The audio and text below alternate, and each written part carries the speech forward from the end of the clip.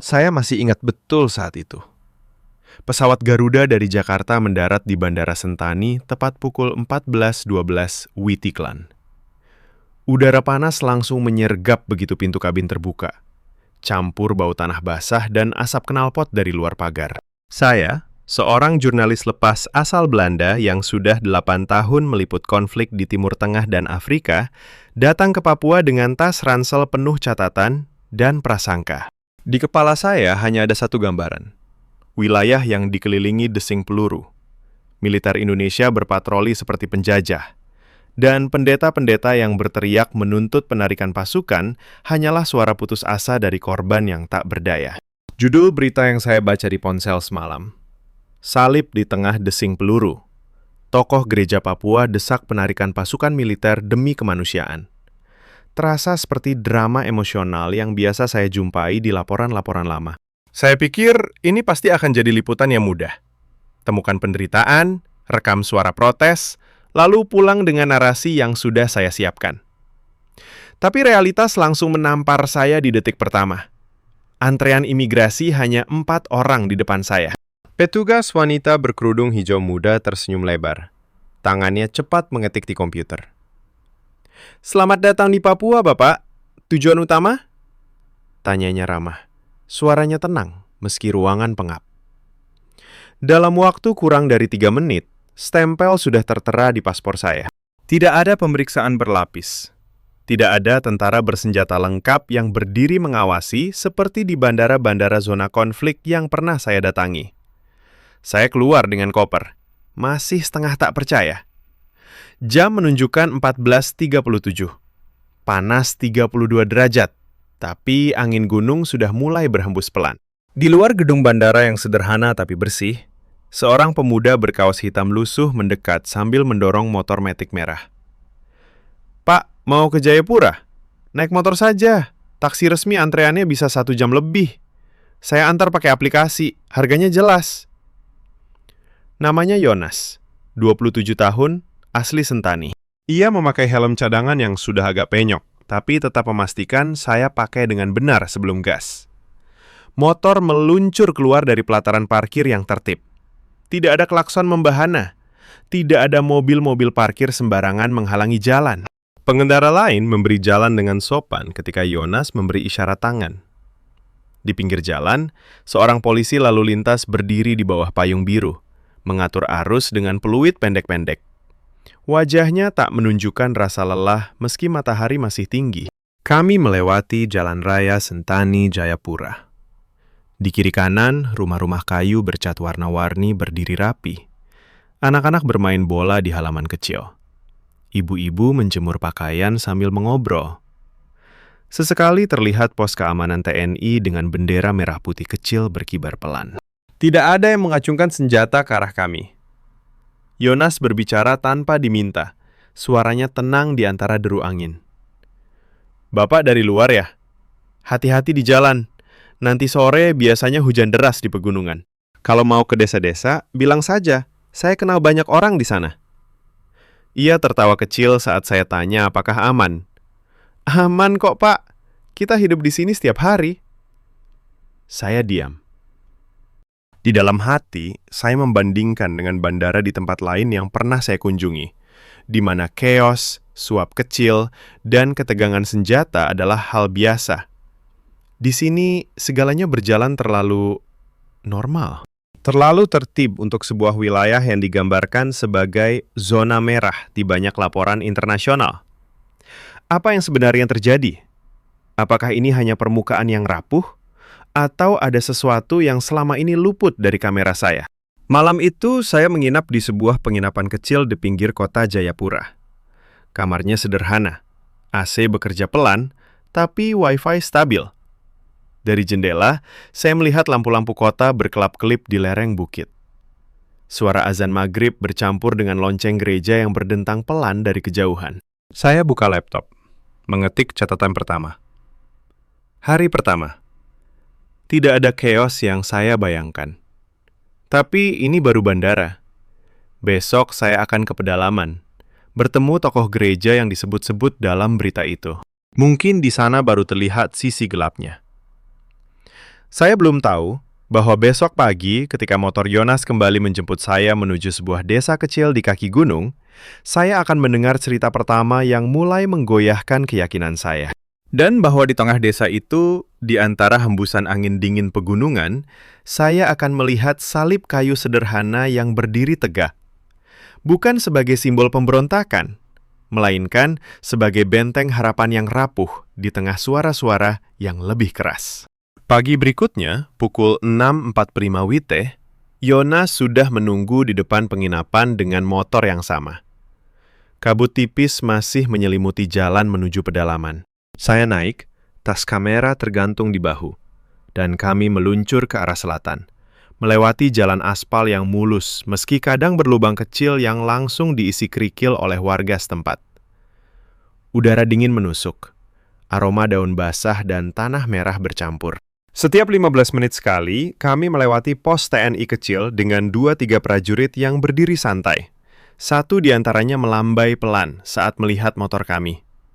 Tidak ada pemeriksaan, tidak ada sorot mata curiga. Hanya sapaan biasa seperti, "Hati-hati di tikungan, Pak." Kami tiba di Desa Wunin, sebuah kampung kecil di lereng Bukit Wamena, tepat pukul 9.20. Rumah-rumah Honai tradisional bercampur dengan rumah kayu sederhana beratap seng. Anak-anak berlarian menyambut. Beberapa memakai seragam sekolah yang masih rapi, meski jalan setapak berlumpur. Yonas menghentikan motor di depan sebuah gereja kayu kecil, bernama Gereja Bethel. Atapnya agak miring karena angin pegunungan, tapi salib di puncak menara masih berdiri tegak, dicat putih bersih. Pendeta yang saya cari sudah menunggu di teras. Namanya Pendeta Markus Yowin, 52 tahun. Rambutnya mulai memutih, memakai kemeja kotak-kotak lusuh dan celana kargo. Ia menyambut saya dengan jabat tangan hangat. Tangannya kasar karena sering bekerja di kebun. "Selamat datang, saudara. Kopi dulu. Air panas sudah mendidih." Kami duduk di bangku kayu panjang di bawah pohon pisang. Dari situ, saya bisa melihat lembah hijau yang membentang. Sesekali asap tipis dari dapur warga naik ke udara. Pendeta Markus tidak langsung bicara soal militer. Ia mulai dari hal kecil. "Lihat anak-anak itu," katanya sambil menunjuk ke arah lapangan kecil di depan gereja. "Mereka baru selesai belajar Alkitab pagi ini. Guru mereka datang dari Jayapura, naik motor setiap minggu. Jalanannya bagus sekarang. Dulu butuh 2 hari berjalan kaki." Suaranya pelan, tapi ada nada bangga yang halus. Saya bertanya langsung tentang desakan penarikan pasukan yang sering ia sampaikan di media. Ia tersenyum tipis, mengaduk kopi hitamnya pelan. "Bukan karena kami benci seragam, saudara. Tapi karena kami lelah melihat anak-anak kami tumbuh dengan suara sepatu Lars di malam hari. Kami ingin mereka tidur tanpa takut." Kami berjalan menyusuri desa. Di sebuah warung kecil beratap daun, ibu-ibu menjual sayur dan ikan asin. Seorang tentara muda, seragam lorengnya agak kusut, sedang membantu seorang nenek membawa karung beras dari pikap kecil. Ia tidak memakai senjata lengkap. Hanya pistol di pinggang yang tertutup jaket. "Ini Letnan Dwi," kata Pendeta Markus memperkenalkan. "Dia dari Jawa, sudah 3 bulan di sini. Kemarin dia bantu angkat tiang listrik yang roboh karena angin kencang." Letnan Dwi tersenyum malu, mengusap keringat di dahi. "Bukan tugas kami sebenarnya, pendeta. Tapi ya, kita hidup di sini bersama. Kalau tidak saling bantu, siapa lagi?" Saya diam mendengar. Di kepala saya masih ada bayangan laporan-laporan lama. Militer sebagai ancaman, gereja sebagai benteng perlawanan. Tapi di depan mata, saya melihat seorang prajurit yang membantu nenek membawa beras, dan seorang pendeta yang mengajaknya minum air kelapa setelah itu. Warga desa lewat memberi salam. "Selamat pagi, pendeta. Selamat pagi, Pak Tentara." Dengan nada biasa, bukan ketakutan. Siang harinya, kami duduk di dalam gereja. Bangkunya kayu kasar, dindingnya penuh foto-foto misa lama. Pendeta Markus membuka album kecil. Ini tahun lalu, saat banjir bandang. Pasukan dari pos di bawah bukit datang malam-malam, bawa perahu karet dan obat-obatan. Mereka angkat orang tua yang lumpuh, bawa ke tempat aman. Bukan karena perintah besar, tapi karena mereka dengar jerit kami. Ia berhenti sejenak, suaranya agak bergetar. Tapi ada juga malam-malam lain, saudara. Malam di mana suara tembakan terdengar dari hutan. Kami tidak tahu siapa yang menembak siapa. Yang kami tahu, besok paginya ada ibu yang menangis karena anaknya tidak pulang. Saya merasa ada retak kecil di prasangka saya. Desakan Pendeta Markus bukan teriakan membabi buta. Ia bicara tentang kemanusiaan yang lelah, tentang anak-anak yang berhak bermain tanpa suara peluru di kejauhan. Tapi ia juga tidak menutup mata dari realitas bahwa desa ini masih butuh keamanan. Kami tidak minta pasukan hilang begitu saja, katanya pelan sambil menutup album. Kami minta mereka jadi pelindung, bukan pengawas. Kami minta dialog, bukan hanya patroli.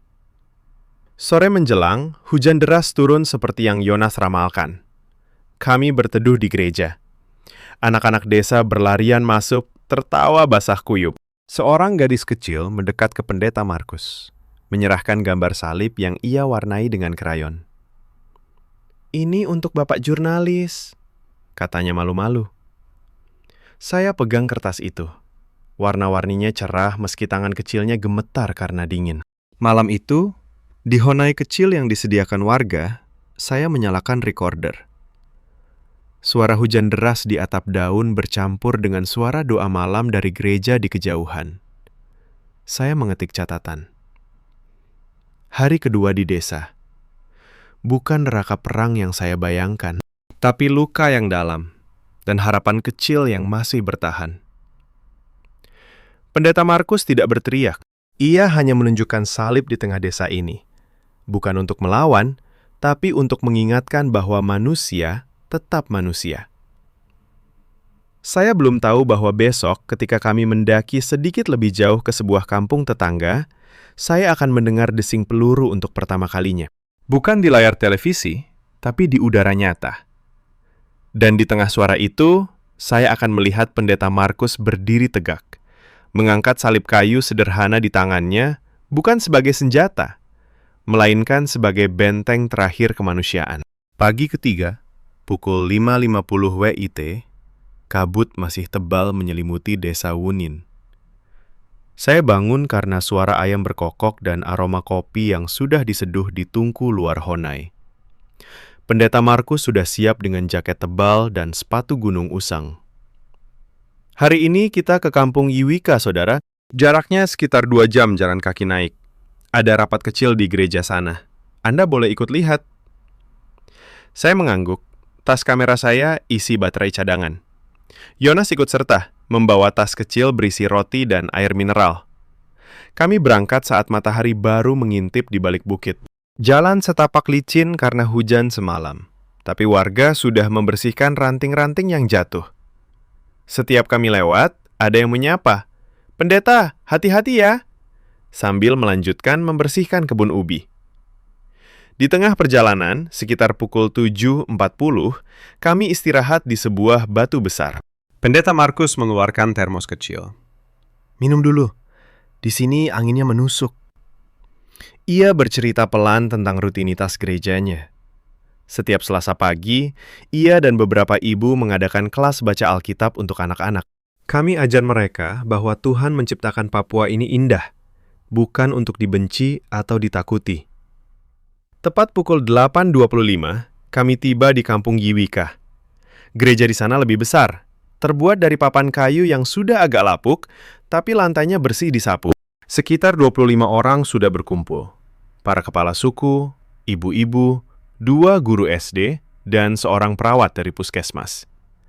Tidak ada tentara di dalam ruangan. Hanya 1 prajurit dari pos terdekat yang berdiri di luar, membantu mengikatkan terpal saat angin kencang. Namanya Serda Ahmad, asal Sumatera. Kulitnya gelap terbakar matahari. Ia tidak masuk, hanya sesekali mengintip dan tersenyum saat anak-anak lewat. Rapat dimulai pukul 9 tepat. Pendeta Markus membuka dengan doa singkat, suaranya tenang.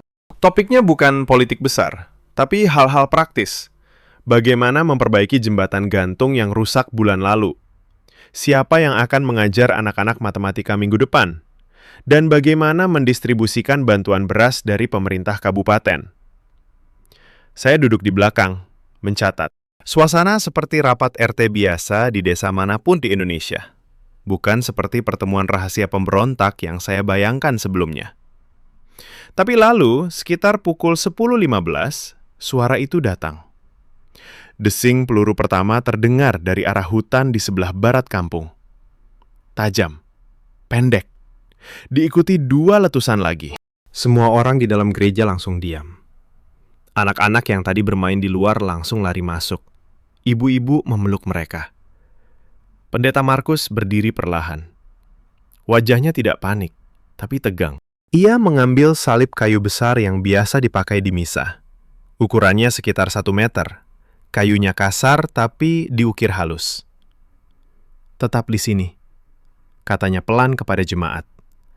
Lalu ia berjalan keluar, salib di tangan kanannya diangkat setinggi dada.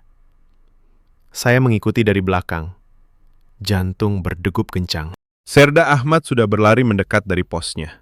Tangannya memegang radio. Suaranya tegas, tapi tidak kasar. "Pendeta, mundur sedikit. Biar kami cek dulu." Tapi pendeta Markus tidak mundur. Ia berdiri di tengah lapangan terbuka, salib itu seperti perisai hidup. Angin pegunungan meniup jubah hitamnya.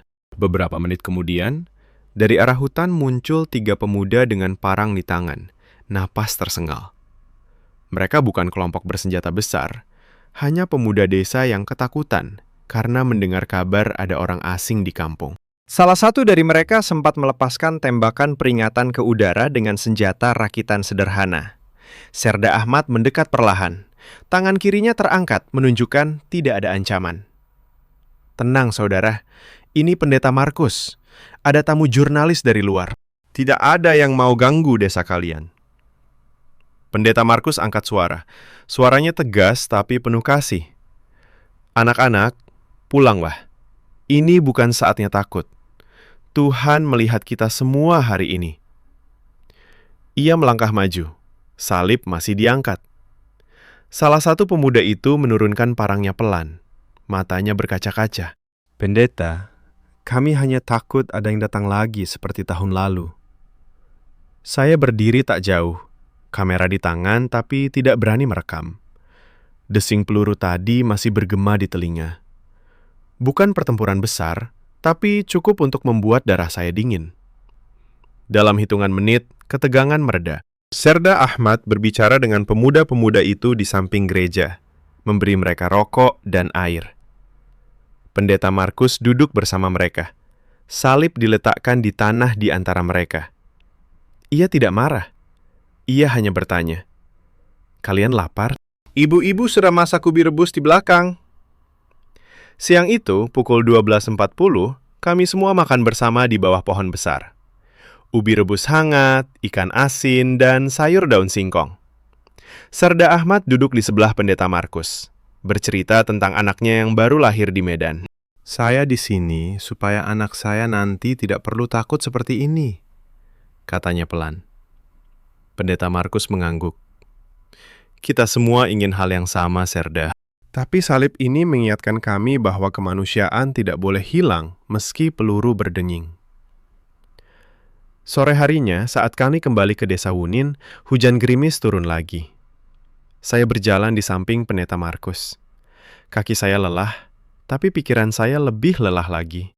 Saya yang datang dengan asumsi bahwa tokoh gereja hanya akan berorasi menuntut "Tarik pasukan sekarang!"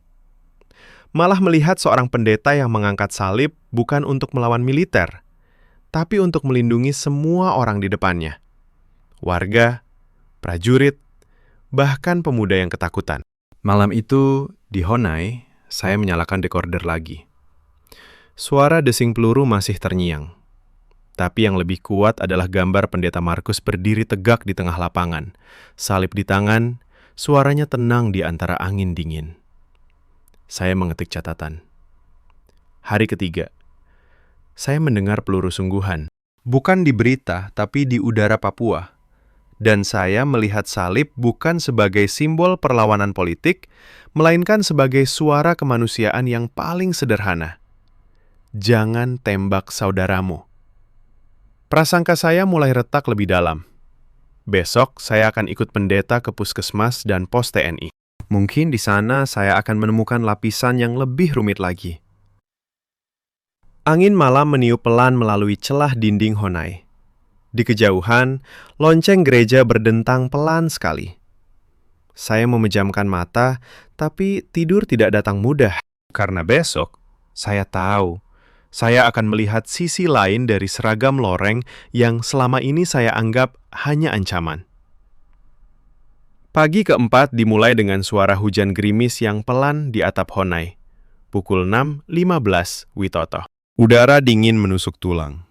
Tapi pendeta Markus sudah berdiri di luar, memakai jas hujan kuning tua sambil menyiapkan tas obat-obatan kecil. Hari ini kita ke puskesmas di Yiwika, saudara. Ada ibu hamil yang mau diperiksa, dan saya janji bawa vitamin dari Jayapura. Saya ikut serta, kali ini tanpa Yonas, karena ia harus pulang ke Sentani mengantar keluarga.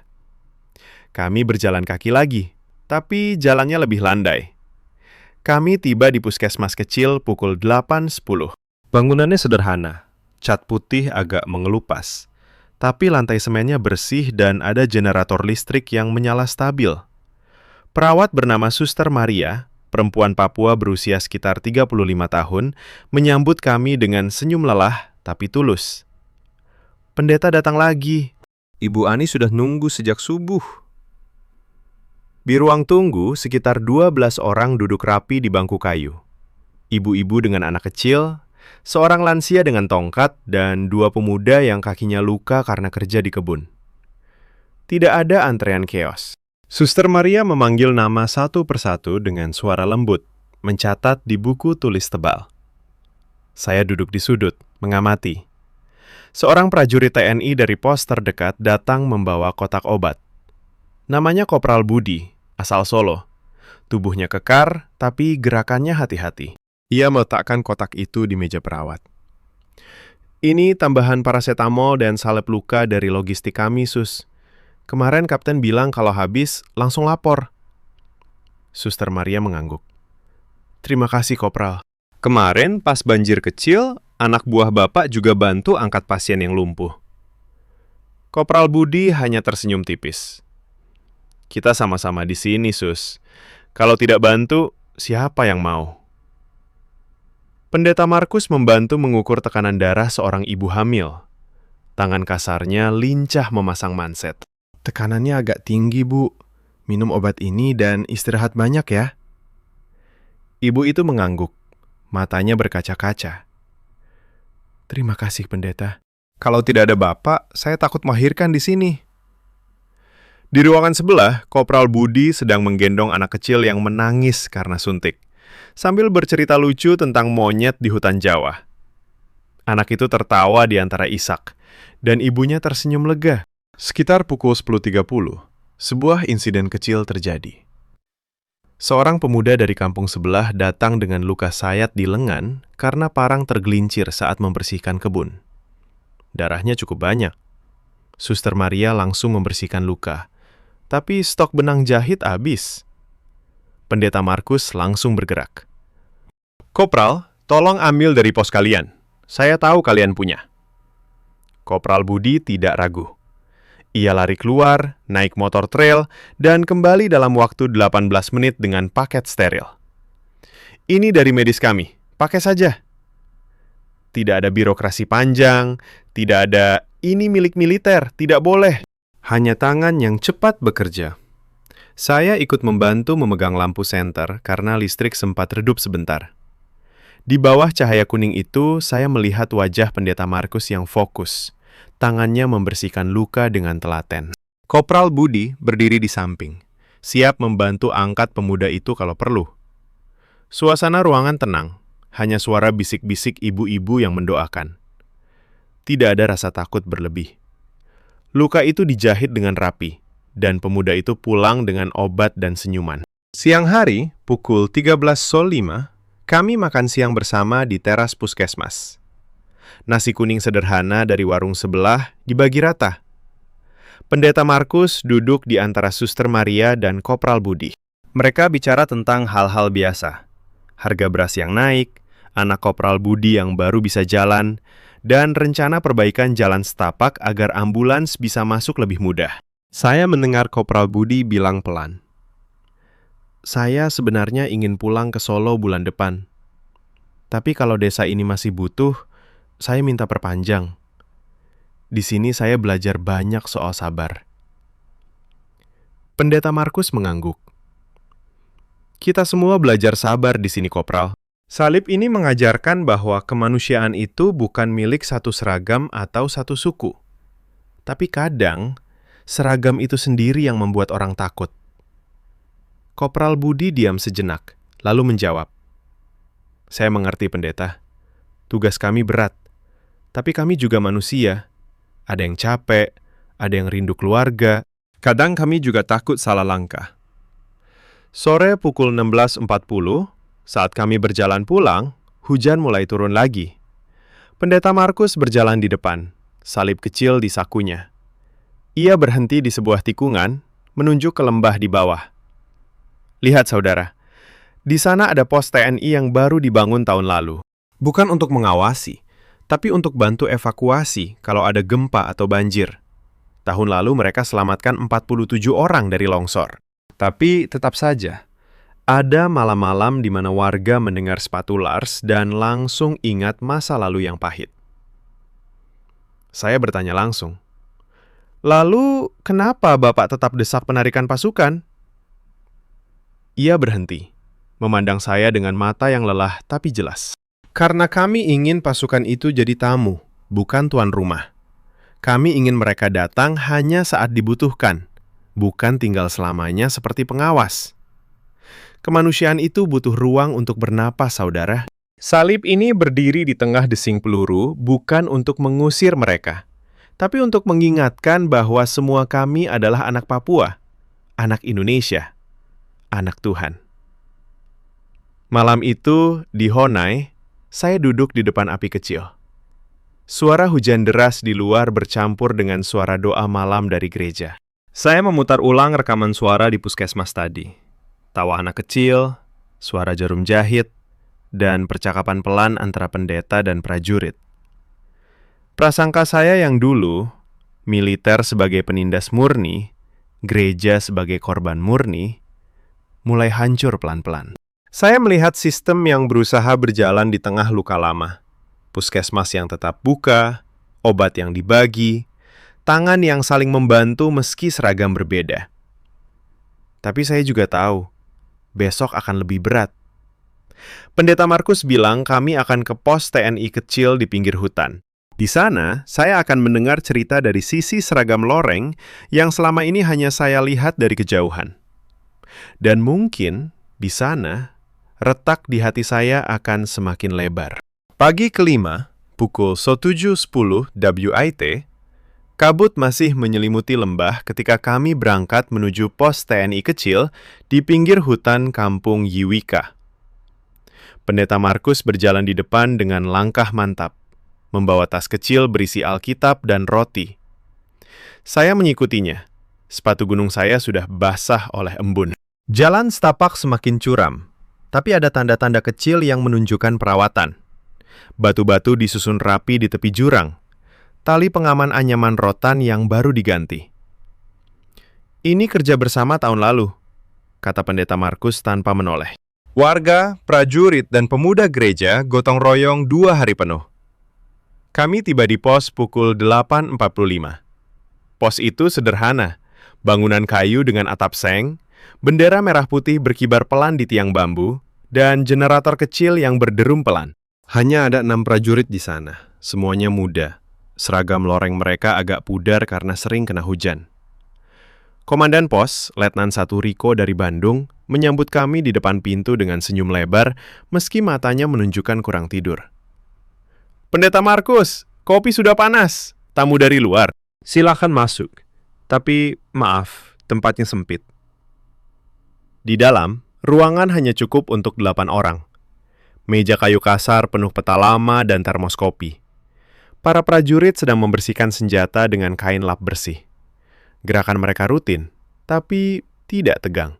Satu di antaranya, Pratu Joko, langsung berdiri dan menyodorkan kursi plastik untuk saya. "Duduk, Pak. Air minumnya dari sumur kami, sudah direbus." Tidak ada sikap curiga. Tidak ada pertanyaan, siapa Anda dan apa tujuan Anda. Hanya sapaan biasa seperti tamu biasa. Pendeta Markus duduk di bangku panjang, langsung membuka tasnya. Ia mengeluarkan roti dan membagi rata. "Ini dari ibu-ibu di gereja. Kemarin mereka panggang khusus." Letnan Riko menerima dengan kedua tangan. "Terima kasih, pendeta. Anak buah saya suka sekali roti ini." Percakapan mengalir pelan.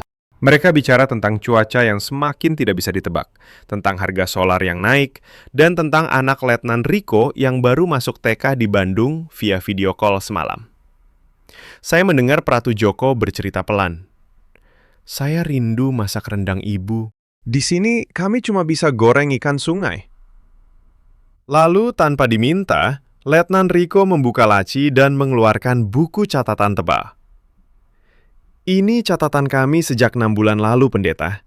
Bukan laporan resmi, tapi catatan harian kecil." Ia membalik halaman. "Tanggal 12 Februari, banjir bandang. Kami evakuasi 29 orang, termasuk nenek yang lumpuh. Tanggal 8 Maret, kami bantu angkat tiang listrik yang roboh. Tanggal 22 April, kami antar ibu melahirkan ke puskesmas malam-malam karena jalan licin." Pendeta Markus mengangguk pelan sambil membaca. "Saya ingat semua itu, Letnan. Tapi ingat juga malam 17 Januari tahun lalu. Suara tembakan dari hutan. Dan besok paginya ada 2 pemuda desa yang ketakutan lari ke gereja." Ruangan menjadi hening sejenak. Letnan Riko menghela napas panjang. "Kami juga lelah, pendeta. Tugas kami memang menjaga keamanan. Tapi kadang kami merasa seperti orang asing di tanah sendiri. Ada hari-hari kami hanya patroli, mendengar bisik-bisik takut dari warga. Ada hari-hari kami membantu, tapi tetap dipandang sebagai ancaman." Pratu Joko menambahkan pelan, suaranya hampir berbisik. "Saya dari desa kecil di Jawa. Dulu saya pikir tugas di Papua ini keren. Sekarang saya mengerti, ini berat. Kami ingin pulang. Tapi kami juga takut kalau kami pergi, desa ini kosong, dan ada yang lebih buruk datang." Pendeta Markus tidak langsung menjawab. Ia mengeluarkan Alkitab kecil dari sakunya, membuka halaman yang sudah lusuh. Di sini tertulis, "Kasihilah musuhmu." Tapi di Papua, musuhnya bukan seragam loreng. Musuhnya adalah ketakutan yang saling membelah kami. Saya desak penarikan pasukan bukan karena benci kalian, tapi karena saya ingin kalian pulang sebagai saudara, bukan sebagai penjaga abadi. Biarkan kami belajar berdiri sendiri, dengan dialog, dengan pembangunan yang adil. Salib ini berdiri di tengah dizing peluru untuk mengingatkan bahwa darah kami sama merahnya. Letnan Riko diam lama, memandang keluar jendela ke arah hutan hijau. "Kami paham, pendeta. Tapi dari sisi kami, kalau pasukan ditarik mendadak, siapa yang akan bantu saat longsor lagi? Siapa yang akan antar obat malam-malam? Kami bukan mesin perang saja. Kami juga punya hati." Suara radio di meja berbunyi pelan. Laporan rutin dari markas. Para prajurit lain mendengarkan tanpa kata. Tangan mereka masih memegang kain lap. Saya duduk di sudut. Recorder menyala diam-diam. Saya yang datang dengan citra militer penindas, sekarang mendengar suara lelah dari orang-orang yang juga rindu pulang ke keluarga. Saya melihat tangan Kopral Budi yang kemarin menjahit luka, sekarang membersihkan senjata dengan telaten. Saya melihat mata Letnan Riko yang lelah, tapi tetap sopan saat menyodorkan kopi lagi kepada pendeta Markus. Di luar pos, angin pegunungan meniup daun-daun pohon tinggi. Sesekali suara burung terdengar. Siang pukul 12.50, kami makan siang bersama. Nasi putih dengan ikan asin dan sambal terasi sederhana. Tidak ada pembicaraan politik berat. Hanya cerita kecil. Pratu Joko bercerita tentang adiknya yang lulus SMA. Letnan Riko tertawa saat menceritakan gagal masak mie instan. Pendeta Markus ikut tertawa. Suaranya hangat. Lihat saudara jurnalis, di sini, di pos kecil ini, kami masih bisa makan bersama. Ini yang saya perjuangkan. Bukan tarik pasukan lalu semuanya hilang. Tapi tarik pasukan supaya kami bisa belajar hidup tanpa takut. Dan mereka bisa pulang dengan kepala tegak. Sore menjelang pukul 16.20, saat kami berjalan pulang, hujan deras turun lagi. Pendeta Markus berjalan di samping saya, jaketnya basah. Ia berhenti di sebuah batu besar, memandang ke arah pos yang semakin jauh. Saya tahu desakan saya membuat banyak orang marah di Jakarta. Tapi setiap malam saya berdoa, saudara. Berdoa supaya anak-anak Papua bisa tidur tanpa suara sepatu Lars di depan pintu. Dan prajurit-prajurit itu bisa peluk anak mereka lagi di rumah. Kemanusiaan itu sederhana sekali. Hanya butuh ruang untuk bernapas. Malam itu, di Honai, api kecil menyala pelan. Saya memutar rekaman suara dari pos TNI tadi. Suara Letnan Riko yang lelah, suara Pendeta Markus yang tegas tapi penuh kasih, dan tawa kecil para prajurit saat bagi roti. Prasangka saya yang tersisa semakin retak. Saya bukan lagi jurnalis yang datang untuk mencari bukti penindasan. Saya sekarang melihat manusia di balik seragam dan luka di balik salib. Tapi masih ada satu lapisan lagi yang harus saya lihat besok. Saat banjir bandang kecil melanda kampung tetangga, dan bagaimana militer serta warga bekerja bahu-membahu tanpa perintah besar. Saya memejamkan mata. Angin malam meniup dingin melalui celah dinding. Di kejauhan, suara lonceng gereja berdentang pelan sekali lagi. Besok akan menjadi hari di mana saya melihat tangan-tangan yang saling membantu di tengah lumpur dan air bah. Bukan sebagai musuh, melainkan sebagai sesama anak negeri. Pagi ke-6, pukul 5.55 WIB Praktukan, hujan deras masih mengguyur desa Wunin tanpa henti. Air mengalir deras di selokan kecil di depan Honai, membawa lumpur merah. Pendeta Markus sudah berdiri di teras, memakai jas hujan hijau tua yang robek di lengan, tas ransel penuh obat dan roti kering. Banjir bandang kecil di kampung Yiwika sebelah, saudara. Air sungai naik cepat semalam. Kita harus ke sana sekarang. Suaranya tegas, tapi tenang, seperti biasa. Saya langsung bangun, memakai sepatu basah, dan mengikuti. Kami berjalan cepat menyusuri jalan setapak yang sudah berubah menjadi lumpur licin. Hujan menyengat wajah, angin dingin menusuk.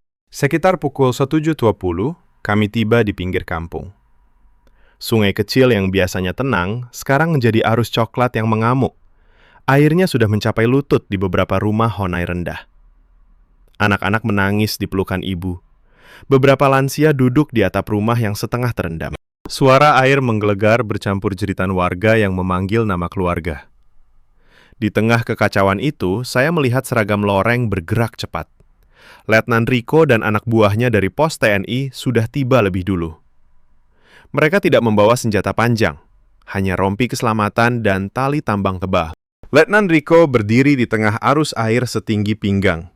Tangannya memegang tali yang diikat ke pohon besar. "Yang tua dan anak kecil dulu!" teriaknya sambil mengulurkan tangan. Pratu Joko dan Kopral Budi menggendong seorang nenek lumpuh keluar dari Honai yang hampir roboh. Kaki mereka terbenam lumpur, tapi gerakan mereka cepat dan terkoordinasi. Pendeta Markus langsung bergabung. Ia mengambil salib kayu kecil dari tas, mengikatnya di dada seperti pelindung, lalu ikut mengulurkan tangan. "Ibu-ibu, pegang tangan saya!" katanya sambil membimbing seorang ibu hamil melewati arus. Air dingin mengguyur tubuhnya sampai pinggang, tapi ia tetap tegak. Saya ikut membantu mengangkat karung beras yang hampir hanyut. Tangan saya gemetar karena dingin, tapi melihat prajurit dan pendeta bekerja bahu-membahu membuat saya lupa lelah. Pukul 8.40, evakuasi semakin intens. Letnan Rico membagi tugas dengan cepat. 3 orang jaga tali di sini. 2 orang angkat logistik ke tempat tinggi. Serda Ahmad datang membawa perahu karet kecil dari pos, mengayuh melawan arus sambil mengangkut 4 anak kecil. Warga ikut membantu tanpa diminta.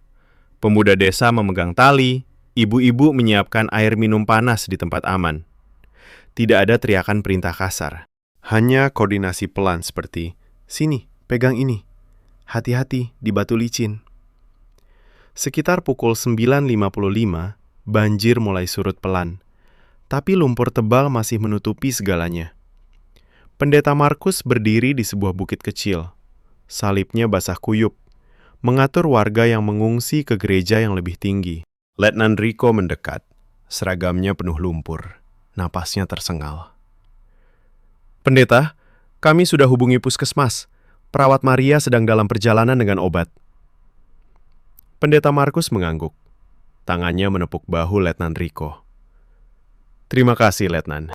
Hari ini, kalian bukan seragam. Kalian adalah tangan yang menolong." Di tenda darurat-darurat yang dibuat cepat dari terpal, kami duduk bersama. Ibu-ibu membagikan ubi rebus hangat yang selamat dari air. Seorang anak kecil mendekat ke Pratu Joko, memberikan sepotong ubi. "Pak Tentara, makan ya." Bapak capek. Pratu Joko tersenyum lelah, matanya berkaca-kaca. "Terima kasih, Nak. Bapak di sini supaya kamu aman." Saya mencatat diam-diam. Tidak ada foto dramatis untuk berita sensasional. Hanya tangan kasar yang saling genggam, lumpur yang sama di sepatu semua orang. Siang pukul 13.15, hujan reda. Matahari muncul tipis di balik awan. Tim gabungan membersihkan lumpur di depan rumah-rumah. Prajurit mengangkat kayu roboh, warga menyapu lumpur. Pendeta Markus membagikan selimut kering dari gereja. Kopral Budi menggendong seorang balita yang demam ke tempat aman, sambil bercerita pelan tentang adiknya di kampung halaman. "Kita semua punya keluarga yang nunggu, Nak. Hari ini, kita selamatkan satu sama lain." Pendeta Markus duduk di samping saya saat sore mulai turun, pukul 16.30. Tubuhnya basah dan lelah, tapi suaranya tetap tenang. "Lihat ini, saudara. Banjir tidak pilih seragam atau salib. Yang datang menolong adalah tangan manusia. Saya desak penarikan pasukan karena saya ingin hari-hari seperti ini jadi biasa, bukan karena ada ancaman di belakang. Bukan karena kami benci mereka, tapi karena kami ingin mereka pulang dengan bangga setelah tugas selesai." Kemanusiaan itu muncul paling jelas saat lumpur naik sampai dada. Saya diam, memandang ke lembah yang masih berlumpur. Saya melihat Letnan Rico membantu seorang bapak membetulkan atap hona yang miring. Saya melihat salib kayu pendeta Markus berdiri di tengah tenda, basah tapi tegak. Prasangka saya yang tersisa hancur total hari ini. Bukan narasi hitam putih lagi. Hanya manusia Papua dan Indonesia yang sama-sama basah kuyup, sama-sama capek, tapi tetap saling tolong.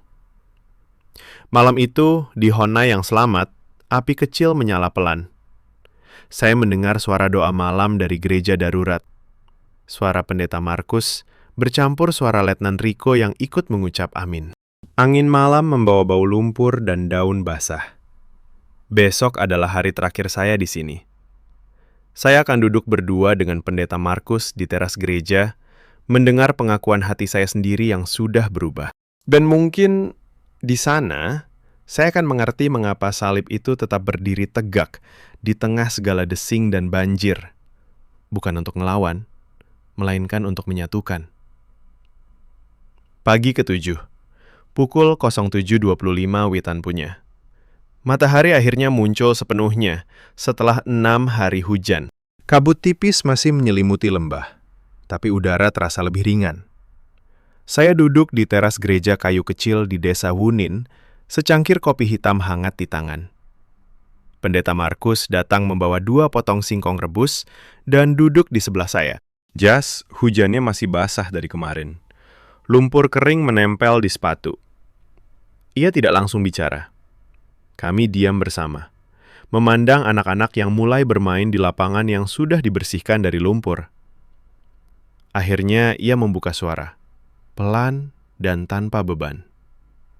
Saudara sudah lihat semuanya sekarang. Bandara yang tertib, desa yang tetap hidup, puskesmas yang berjalan, pos TNI yang membantu, dan banjir yang kami hadapi bersama. Apa yang masih ingin Bapak tanyakan? Saya menarik napas dalam. Selama 6 hari, saya datang sebagai orang asing yang penuh prasangka. Saya pernah menulis artikel di Eropa yang menggambarkan Papua sebagai luka terbuka Indonesia, militer sebagai mesin penindas, dan tokoh gereja sebagai suara korban yang tak pernah didengar. Kemarin, saat air bah naik sampai dada, saya melihat Letnan Riko menggendong nenek lumpuh. Pratu Joko membagi roti basah dengan anak kecil. Dan Pendeta Markus mengangkat salib di tengah arus. Semua itu menghancurkan narasi sederhana yang saya bawa dari luar. "Saya salah, pendeta," kata saya pelan. Suara saya agak bergetar. "Saya datang mencari bukti penindasan. Tapi yang saya temukan adalah manusia yang berusaha bertahan dengan cara mereka masing-masing. Saya lihat prajurit yang lelah rindu keluarga, tapi tetap angkat tiang listrik di malam hari. Saya lihat warga yang takut karena trauma lama, tapi tetap bagi ubi rebus dengan seragam loreng. Dan saya lihat bapak yang desak penarikan pasukan bukan karena benci, melainkan karena lelah melihat anak-anak tumbuh dengan suara sepatu Lars di depan pintu." Pendeta Markus tersenyum tipis. Matanya memandang jauh ke gunung. "Bukan salah besar, saudara. Dunia luar memang suka cerita hitam putih. Mudah ditulis, mudah dibaca. Tapi di sini ceritanya abu-abu seperti lumpur kemarin. Saya desak penarikan pasukan demi kemanusiaan, karena saya percaya Papua bisa berdiri lebih kuat kalau kami diberi ruang bernapas. Bukan ruang kosong yang berbahaya, tapi ruang untuk dialog, untuk pembangunan yang adil, untuk anak-anak belajar tanpa takut. Tapi saya juga tahu, penarikan mendadak bisa meninggalkan lubang yang lebih dalam. Itu sebabnya saya tidak pernah teriak, "Tarik sekarang!" Saya selalu bilang, "Mari kita bicara kapan dan bagaimana." Ia berhenti sejenak, mengaduk kopinya pelan. "Tahun lalu, ada seorang prajurit muda yang meninggal di patroli. Namanya Andi. Ia dari Makassar. Malam itu kami doakan bersama di gereja ini." Ibu-ibu menangis, sama seperti mereka menangis saat pemuda desa hilang di hutan. Semua duka itu sama beratnya. Salib ini berdiri bukan untuk memisahkan, tapi untuk mengingat bahwa duka kami adalah duka bersama. Saya merasa dada saya sesak. Selama bertahun-tahun meliput konflik, saya jarang mengakui kesalahan di depan orang yang saya liput. Tapi di teras gereja ini, di bawah sinar matahari pagi yang hangat, saya mengaku. Saya akan tulis ini dengan jujur. Bukan cerita dramatis tentang salib melawan peluru, tapi cerita tentang tangan yang saling tolong di tengah lumpur, tentang prajurit yang bantu jahit luka, tentang pendeta yang doakan prajurit yang gugur. Saya akan bilang kepada pembaca di Eropa bahwa Indonesia di Papua ini lebih rumit, lebih manusiawi daripada yang mereka kira. Pendeta Markus meletakkan tangannya di bahu saya sebentar. "Tulis saja apa yang Bapak lihat, saudara. Jangan tambah, jangan kurangi. Yang penting, biarkan orang luar tahu bahwa di sini masih ada harapan kecil setiap hari. Anak-anak tetap sekolah meski jalan licin. Pasar tetap ramai meski ada patroli. Dan gereja ini tetap buka pintu untuk semua, termasuk seragam loreng yang lelah." Kami duduk diam lagi. Dari kejauhan terdengar suara anak-anak tertawa saat bermain bola di lapangan yang baru dibersihkan. Seorang ibu lewat membawa keranjang sayur, menyapa kami dengan, "Selamat pagi, pendeta. Selamat pagi, Pak Jurnalis." Nada suaranya biasa, tidak ada ketakutan. Di bawah pohon pisang, Letnan Riko dan 2 prajurit sedang membantu warga memperbaiki pagar Honai yang roboh kemarin. Mereka tertawa kecil saat salah satu paku jatuh. Saya mengeluarkan notes kecil, menulis kalimat terakhir. Hari ketujuh. Saya pulang bukan dengan cerita perang, melainkan dengan pelajaran bahwa kemanusiaan tidak butuh pemenang. Ia hanya butuh ruang untuk tumbuh di antara salib dan seragam, di antara dising peluru dan doa malam. Pendeta Markus berdiri, menepuk bahu saya lagi. Besok Bapak berangkat. Malam ini makan malam bersama di gereja. Ibu-ibu sudah siapkan ikan bakar. Ajak Letnan Rico dan anak buahnya juga. Mereka sudah seperti keluarga sekarang. Saya mengangguk. Mata saya panas, tapi bukan karena angin pegunungan. Untuk pertama kalinya dalam perjalanan ini, saya merasa bukan pengamat lagi. Saya merasa seperti bagian kecil dari cerita yang sedang berjalan pelan di tanah Papua ini. Tanah yang lebih kuat dan lebih lembut daripada yang pernah saya bayangkan. Malam itu, di gereja kayu yang lampunya kuning temaram, kami duduk melingkar. Bau ikan bakar bercampur aroma kopi. Pendeta Markus memimpin doa singkat. Letnan Rico ikut mengucap amin dengan suara pelan. Anak-anak desa bernyanyi lagu rohani sederhana. Suara mereka jernih di antara dinding kayu. Saya memandang salib di depan. Kayunya kasar tapi tegak. Di tengah dising peluru yang pernah saya dengar, di tengah banjir yang baru saja surut, salib itu tetap berdiri. Bukan sebagai senjata, melainkan sebagai pengingat bahwa manusia di Papua ini, dengan segala lukanya, masih memilih untuk saling genggam tangan. Saya pulang besok dengan hati yang lebih ringan. Bukan karena masalah selesai, tapi karena saya melihat bahwa di tengah segala kerumitan, ada harapan kecil yang terus bertahan. Harapan yang lahir dari tangan-tangan kasar yang saling tolong, dari suara doa yang tak pilih seragam, dan dari salib yang tetap tegak di tanah yang indah ini.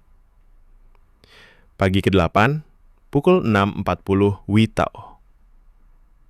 Saya berdiri di depan gereja kayu kecil di desa Wunin dengan tas ransel sudah terpasang di punggung. Kabut pagi mulai menipis. Sinar matahari menyusup pelan melalui celah-celah daun pisang. Pendeta Markus berdiri di samping saya. Tangannya memegang salib kayu kecil yang sudah banyak menyaksikan hari-hari berat. Yonas sudah menunggu dengan motor metik merahnya di pinggir jalan setapak. Helm cadangan tergantung di stang. Letnan Rico dan 2 prajurit juga datang mengantar. Seragam loreng mereka masih agak berlumpur dari kerja kemarin. Kami antar Bapak sampai jalan besar, kata Letnan Rico pelan sambil membantu mengikat tas kecil ke motor. Suaranya biasa, seperti mengantar saudara sendiri. Pendeta Markus menjabat tangan saya lama. Telapak kasarnya hangat. Hati-hati di jalan, saudara. Kalau sudah sampai Jayapura, kirim kabar ya. Dan tulis dengan jujur. Tidak perlu bikin kami jadi pahlawan.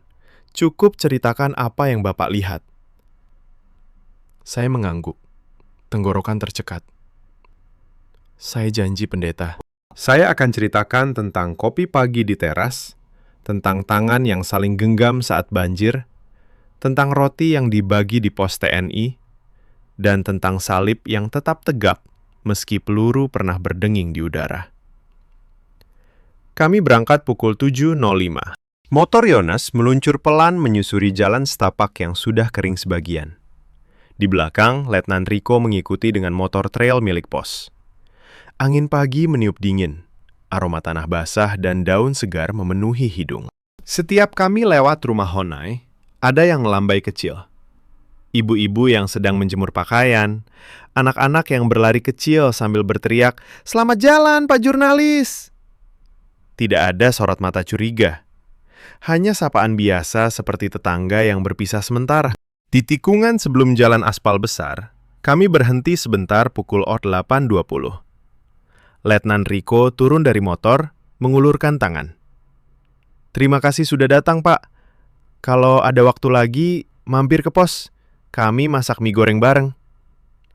Saya jabat tangannya kuat. "Terima kasih, Letnan. Saya lihat kalian bukan hanya seragam.